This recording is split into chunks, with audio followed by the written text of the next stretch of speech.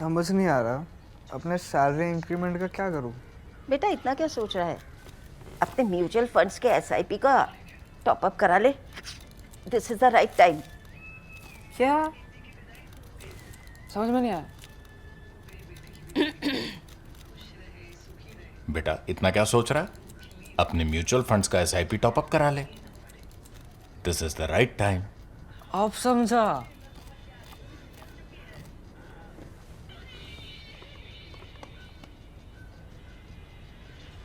Mutual fund investments are subject to market risks. Read all scheme-related documents carefully. The more we try to stay away from Pakistan, the more I think let's not talk about Pakistan this week. Last week, national interest was also about Pakistan.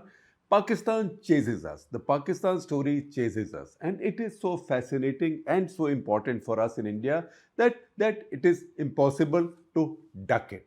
That's why I'm back with Pakistan now. What's happened with Pakistan right now is a twist in somebody's fortunes, is a really rude twist in the fortunes of somebody who thought he was the lord of the universe. If you remember that picture to which I have referred many times, Lieutenant General Faiz Hameed, the Pakistani 3-star in Serena Hotel in Kabul, holding that cup of tea and saucer, and preening like he was the conqueror of Kabul, the Fateh Kabul, right? With that title, that's a joke.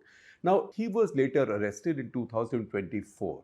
He was arrested because of the internal bloodletting within the Pakistani army brass. That I will explain to you. That is the main clutter here. Now, what's happened is he was arrested and he was subjected to Field General Court Martial, FGCM. That's a very rare thing. I mean, in most armies of any size, you would think that a 3-star being put up to court martial like that will be a rarity. In Pakistan, it's not a rarity. He's not the first 3-star. Three stars before him have been charged thus. One of them was also given a long sentence for espionage for the Americans. That sentence was later reduced. He's a free man now. He was given about 20 years. He served 4 and he was let off. So in Pakistan, it's not that unusual. However, this is a former ISI chief. This is a former ISI chief who was on track to become the chief of army staff. But such is the turn of fortunes that somebody he thought he will override, or somebody who he would have thought has no chance of making the chief, that is Munir, he became the chief, and Faiz Hameed now has been in jail for a long time, for more than a year now, and now gets a 14-year jail sentence. The Field General Court Martial has convicted him and given him a 14-year jail sentence. I will just read out to the charges on which he's been convicted, and please, I'll try and keep a straight face. You also take it with some sense of humor, right? Some sense of humor and realism as well, because Burana Mano, this is Pakistan, and that's how politics works in Pakistan, and that's how military politics also works in Pakistan. In addition, there are more charges against him of personal aggrandizement, of harming other people for his own personal benefit. In an earlier episode, 1502, I had spoken about one case against him where he apparently forced somebody to transfer a large bunch of land to his brother who was a Naib Tehsildar in some revenue department, in exchange for letting him off in some cases after he had raided him. This is when he had his power in the ISI. Those cases will go on, so that those will be probably, so those will be, as of now, in addition to his FGCM sentence of 14 years. However, these fortunes can change. Tomorrow the new guys can come in and these things can be turned around. As we stand, however, he's been convicted of what charges? And you will then know why I said I will keep a straight face. I will try and keep a straight face, particularly with the first charge. And you also absorb it with some sense of humor and realism about Pakistan politics. The first charge against him is indulging in political activities. Straight face, right? Hello. What does the Pakistani army do? What does the brass do if not indulge in political activities? They control their politics. Now they are convicting one of their own 3 stars and former chief of ISI and a former corps commander for indulging in political activities. It's just that in this case, he found himself on the wrong side. I will tell you where he has been politicking as a serving Pakistani army officer, for which he was then rewarded. That I will come to. First charge, indulging in political activities. Second charge, violation of Official Secrets Act in a manner that works detrimentally to Pakistan's interests. Now, I don't know, we haven't seen that order. Who did he leak any secrets to? I suspect this will be a trumped up charge, a little bit like another charge under which they convicted earlier this year, just this year in April, one of their former air marshals. So, Air Marshal Jawad Saeed, who was one of the candidates to be chief in 2021. In fact, his name was among the list sent to the Prime Minister to choose an air chief. He did not make the air chief. He was later arrested 3 years after his retirement and was convicted. The charge against him also was violation of Official Secrets Act, and the specific charge was that he shared secrets of the Pakistan Air Force with, hold your breath, with his brother who lives in America, right? And what were the secrets? What fighter aircraft are deployed, for example, at Mianwali Air Base. That is something any nerd, any kid who looks at internet or open source intelligence will be able to tell you at any point of time. So when the Pakistanis want to punish one of their own, they will find charges. Once again, back to Faiz Hameed, the famous guy. Number 1 charge, indulging in political activities. Number 2 charge, violation of Official Secrets Act. Third charge, misuse of authority and government resources. If you started convicting Pakistani army generals on that charge, everybody will be in jail. Number 4, wrongful loss, causing wrongful loss to persons. So these four he's been convicted for. And the DG ISPR, the famous or infamous Lieutenant General Ahmad Sharif Chaudhry, who was caught winking at some women journalist just the other day and got some bad press even in Pakistan. DG ISPR said that he was involved in fomenting political vested agitation and instability in cohorts. I think what they want to say is in cahoots, right? But they did not pass the civil service examination. So English is a bit pedestrian or pedal. So once again, involved in fomenting political vested agitation and instability in cohorts, COHORTS, which I think should be cahoots, with political elements and in certain other matters being separately dealt with. So this story is now over. Let me take you back to Faiz Hameed. Faiz Hameed at one point was flying high. He was Qamar Javed Bajwa, the previous chief's favorite. He is the one who was appointed as DGC. DGC, the C branch of ISI, is the second most powerful office in the ISI. DGISI is the most powerful. DGC, Director General C, which is called counterintelligence, but basically internal political intelligence.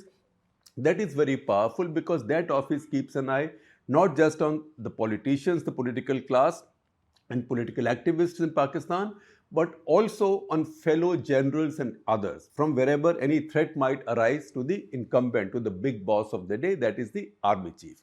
He did a lot of political work for Qamar Javed Bajwa. Qamar Javed Bajwa got fed up of Nawaz Sharif, who had appointed him, but that's the history of Pakistan. So he wanted Nawaz Sharif out. That's how he needed to manipulate the system in such a way that Nawaz Sharif will be disqualified by the courts from holding the Prime Minister's office. All that operation was carried out by his DGC, which was Faiz Hameed. After that, holding an election and fixing an election in such a way and getting the numbers in such a way that somehow you will put together a coalition and install Imran Khan in power. All of that was done by Faiz Hameed as DGC. He was the manipulator in chief on behalf of Bajwa in getting rid of PMLN,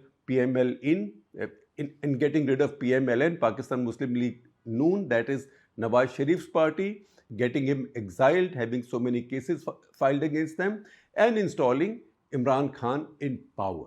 Now, as you would expect, Imran Khan would have liked Faiz Hameed to be on the fast track. Imran Khan was getting tired of Asim Munir. Asim Munir, under Imran Khan, was DG ISI. Imran Khan got suspicious that Asim Munir was tracking his own matters. Imran Khan got suspicious that Asim Munir was getting too curious about his life and also about Bushra Bibi, his wife Bushra Bibi's life. That's why Imran Khan had Asim Munir removed. Bajwa was happy to do it. Now, removal of Asim Munir actually became a blessing in disguise for him. Asim Munir had not yet served as Corps Commander. In the Pakistani army, to become chief, you should have served as Corps Commander. Now, he was removed as ISI chief, so he was sent as Corps Commander Gujranwala. So, he ticked one box. In the process, Faiz Hameed was made the ISI chief, and that's how he landed up in Kabul, proclaiming victory at that point. Now, when his term was ending, a tussle started between Imran Khan and Bajwa, because Bajwa wanted someone else as the ISI chief. He did not want Faiz Hameed to carry on because by that time there were suspicions. And in that tussle for 2 weeks, Imran Khan did not sign any orders appointing a new ISI chief because he wanted a different person. Bajwa wanted another person. Nevertheless, Bajwa did not bother. An ISI chief was appointed. That was Lieutenant General Nadeem Anjum. And Faiz Hameed was sent as Corps Commander, Peshawar. All right, you may not be ISI chief dealing with the Taliban, but you are commanding the corps which is dealing with the Taliban and Afghans. So in any case, you are closer to where you want to be or where the chief wants you to be. Subsequently, however, when the list of 4 senior-most generals was sent to the Prime Minister to pick one as the chief, the Prime Minister picked Asim Munir and not Faiz Hameed. That sealed the fate of Faiz Hameed.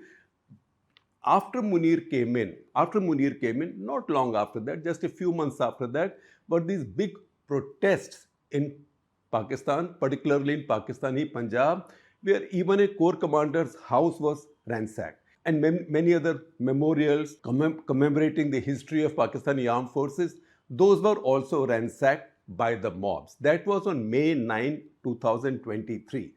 After this, Munir became, because he now got the excuse to charge people on behalf of his institution. And he got the institution on his back. And that is when ultimately Imran Khan was arrested. And that is when ultimately all these cases against Imran Khan were piled up. And that is the reason he's not gotten out of jail. It was following on that process that ultimately Faiz Hameed was also arrested. In 2024, the court-martial started. It's taken 15 months and he's now been convicted. And why did these protests take place on May 9, 2023? That is the day Imran Khan was arrested. He still remains incarcerated in his solitary cell. One little summary, within a few months, 2 former 3 stars of Pakistani forces have been convicted by Field General Court Martial. The first is Air Marshal Jawad Saeed. That is something that went under the radar in India at least. It was in Pakistani media, but we did not take so much notice of it. He was convicted, sort of somewhat similar charges, but in his case, leaking the location or deployment of his fighter aircraft to his brother who happened to live in America. He was given a 14-year sentence, which on appeal has been reduced to 4 years. So 10 years, he's got remission. That's one. The second 3-star to be convicted in quick succession within months now is Faiz Hameed. So this is a little bit of a night of long knives in the Pakistani armed forces. Now, as far as Jawad Saeed is concerned, there is a little background to him as well. In 2021, I told you, he was among the candidates to become the air chief. He is from the 1986 batch. He passed out in 1986 batch. The current chief, Zahir Ahmad Babar Sidhu, Air Chief Marshal Zahir Ahmad Babar Sidhu, has been there for a long time. He is of the 1985 batch. Now, Jawad Saeed did not make the chief, but after he retired in 2021, in the course of time, a document began circulating in the Pakistan Air Force circles, And then generally in Pakistan, it made it to Pakistani media as well. Now, this is an unsigned document. This is a white paper, supposedly a white paper on Pakistan Air Force accusing Air Chief Marshal Zahir Ahmed Babar Sidhu of being corrupt, of being incompetent, of having the fear of flying, of having made a lot of money in real estate, of misusing government guest houses, Air Force guest houses, of helping his brother with property, etc., etc., etc. It is quite a nasty charge sheet. Now, this began to circulate. After this, at some point, Jawad Saeed was arrested. Not this white paper is not signed. So you might say, and people said that how can anybody say that Jawad Saeed wrote this and that's why he is being persecuted? We know this because that's what his wife said.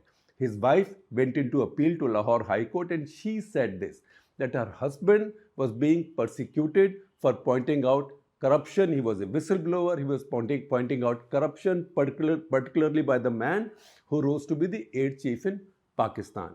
He's now got this 14-year sentence reduced to 4. So with him also, as with the case of Faiz Hameed, he also was a candidate for chief, and with him also, there is a history for Tussle for the top job. I think that gives us a clearer perspective.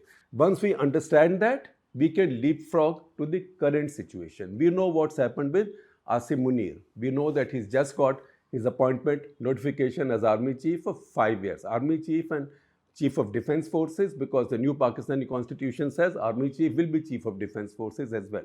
He's got it for 5 years till 2030.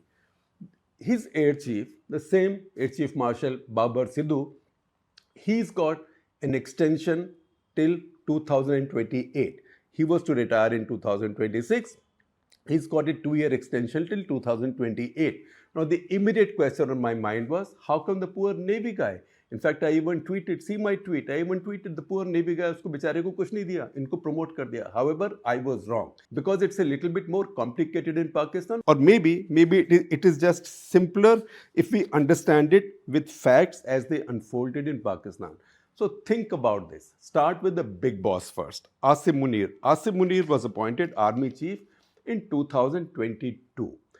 That appointment was for 3 years. That appointment would have ended in November 25 this year. However, the Pakistani Army Act of 1952 was amended on 4th of November 2025, extending the tenure of the 3 chiefs to 5 years, including a 2-year extension. So you reach your 3 years and then you can get a 2-year extension. So Munir would have then got a 2-year extension, if at all. That became unnecessary because he's got a fresh appointment now for 5 years, so that is out of the way. Zahir Ahmed Babar Sidhu, Air Chief Marshal, he had been appointed in 2021 for 3 years, right?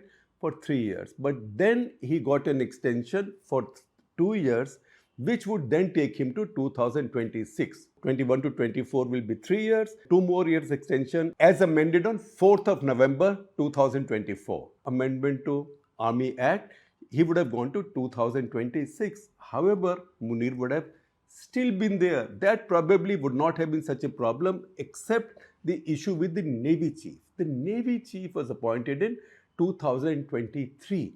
Now, then he was appointed for 3 years, which would have concluded in 2026. But now, because he's got a 5-year tenure, everybody's got a 5-year tenure, he would have gone on till 2028. So, on the pretext of giving the Air Chief parity with the Navy Chief, he's now been given another 2 years extension to go until 2028. Now, if you see this, I know it still sounds complicated, but I am explaining to you, but there is a logic behind this, and that logic is what I am explaining to you. Of course, when you are the powers that be, then you can use any logic and you can twist any logic. That's precisely what's been done in this case. Munir's gone to the top of the pops job, and he has also accommodated others on his side.